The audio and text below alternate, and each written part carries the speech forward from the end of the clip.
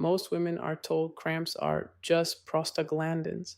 That's true, but it's not the whole truth because endometriosis and adenomyosis cramps aren't just stronger versions of normal cramps. They're a different biological setup. Here's the clean way to explain it. Normal cramps versus endo cramps, what's actually different?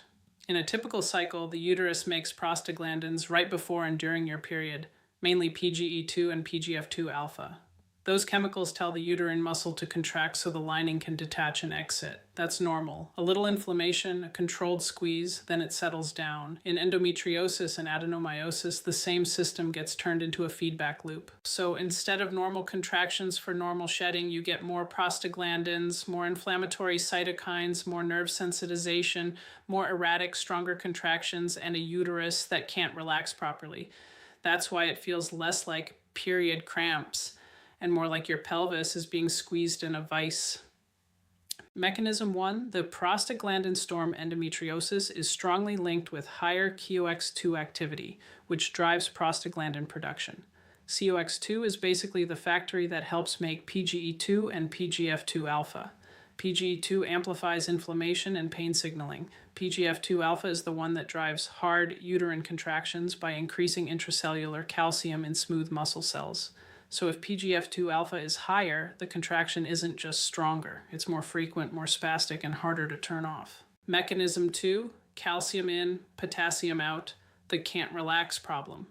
Contractions aren't just muscle squeezes. They're electrical and ionic events. Calcium is the gas pedal for contraction. Potassium helps reset the cell so it can relax. When inflammatory mediators and hormone signaling disrupt ion channel behavior, the muscle becomes hyper-excitable and twitchy. Even when you're trying to relax, it's like the uterus keeps misfiring. That's a big part of why endo cramps can feel relentless. Mechanism 3, the nerve wiring changes. Normal cramps are primarily a muscle and prostaglandin story. Endo pain becomes a nerve, immune, and muscle story. Lesions and chronic inflammation increase signals like nerve growth factor. NGF binds to TRKA and helps grow and sensitize nerve fibers. Then channels like TRPV1 and TRPA1 become more reactive, meaning the same contraction that a non-endo uterus would barely notice can feel like full-body pain to an endo nervous system. This is also how you get pelvic pain outside your period. The alarm system stays turned up. Mechanism 4, adenomyosis makes the uterus itself a pain generator. If adenomyosis is in the mix, you're dealing with endometrial type tissue inside the uterine muscle wall. That changes the biomechanics. The uterus can become enlarged, boggy, and hypercontractile, and the contractions become disorganized because the muscle fibers aren't working through a clean structure anymore.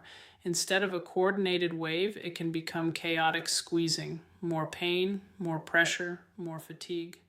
So, why do you get heavier bleeding and normal women do not? Your intuition is pointing in the right direction, but I'd tighten the wording.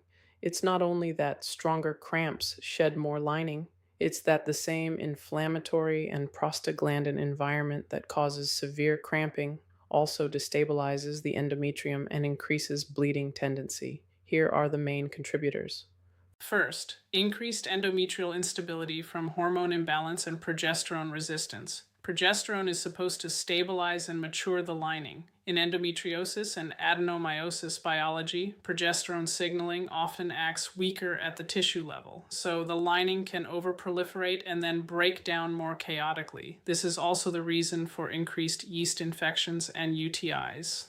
Second, prostaglandins increase both cramping and bleeding dynamics. Prostaglandins don't only cause pain, they also influence blood vessel tone, platelet function, and local tissue breakdown. Third, the uterus can't clamp down effectively. A normal uterus contracts to reduce blood loss by compressing spiral arteries. If contractions are disorganized, this is common in adenomyosis. You can get a worse bleeding profile because the clamp is inefficient. And lastly, structural factors. Adenomyosis increases uterine surface area and vascularity. This means More tissue plus more vascular remodeling equals more opportunity to bleed heavily.